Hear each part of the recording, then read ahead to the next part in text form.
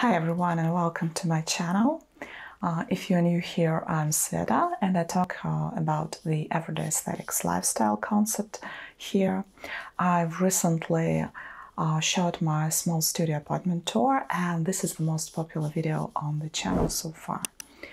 And in today's video I decided to continue the topic and talk about the aesthetics of interior design, the all-white or black and white home interior.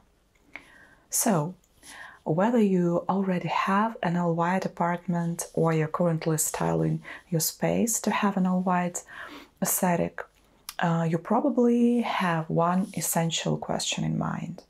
How is it like to live in such a space? How are there any drawbacks?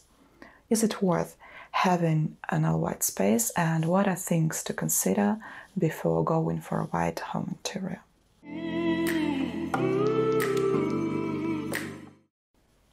So the first thing people usually say when entering my studio apartment is, wow, everything is so white and so black and white and clean and fresh. And indeed, I totally agree. White space may be easy on the eyes, but it's not quite as easy to maintain. And after living in my apartment for several years now, I've developed some habits for keeping things fresh, clean and tidy. But what I do know, these habits are not for everyone. So before you decide to choose a black and white or white home interior for your home, let me share some key aspects to consider.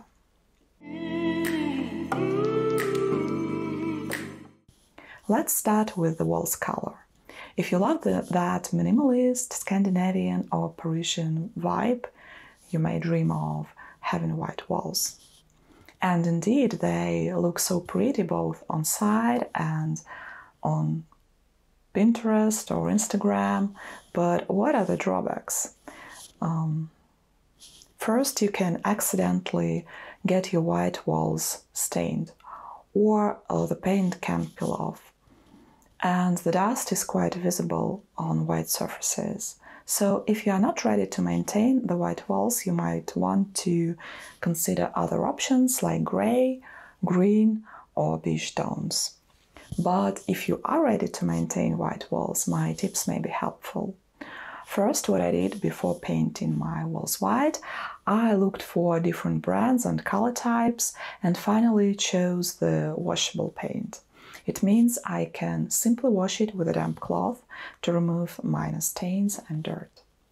And second, since my walls are painted a specific shade of white, I keep an extra can of the same paint handy for touch-ups if some scratches appear.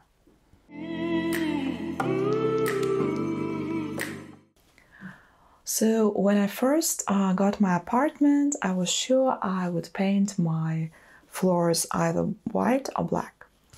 I was so inspired by the Pinterest images, and lastly I leaned towards black. I thought that the combination of white walls and black floors would look edgy and cool, and it does indeed. But what I didn't expect is that black floors reveal everything. What do I mean? Okay. So when I first moved into my apartment after renovation, I had blonde hair. And you might have already guessed that each hair that might accidentally fall from my head was visible on the floor. It just struck my eye. That's because light objects go in high contrast with dark ones. And the same goes for bread or cookie crumbs or dust on the floor. So be prepared. And now let's talk about the white floors. Would it be the better option? I should say that this choice was not the best one. The dust is quite visible as well. Moreover, the dirt from the shoes or the pads is visible to the eye too. Does it mean you have to avoid plain white or black flooring? Well, you surely don't have. It's just you'll have to wash it more often and learn to maintain it properly. Yet if you are not ready to spend more time on cleaning and maintaining, I suggest you consider alternative options. As for the room flooring, I'd suggest you consider natural wood colors, either on a natural or grayish side or on a darker side, like brown, mahogany, or beige.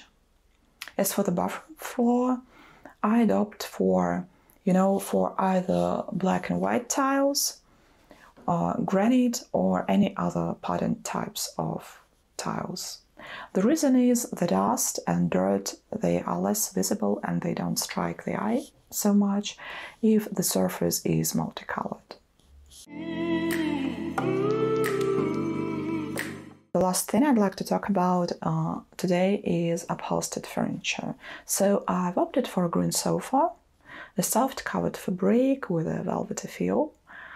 And yeah, it looks and feels fantastic, but compared to my previous sofa, which was a light grayish beige color and with another type of fabric, more like matting or gunny, my current sofa tends to keep all the dust, and though it's dark green color, I still have to clean it more often and vacuum clean it more often. So if you want to consider a white or light colored sofa, my advice is to go for it, absolutely, but pay special attention to the texture of the fabric. I recommend you go for more practical solutions if you don't want to spend extra time and money cleaning. Okay, this was it for today. I hope this video will help you decide on what your next interior will look like or help to improve your current black or white home interior. And in my next video, I'll show you how I maintain my own black and white home interior and keep it looking fresh, bright, and aesthetically pleasing. Thanks a lot for watching, and I'll see you next time.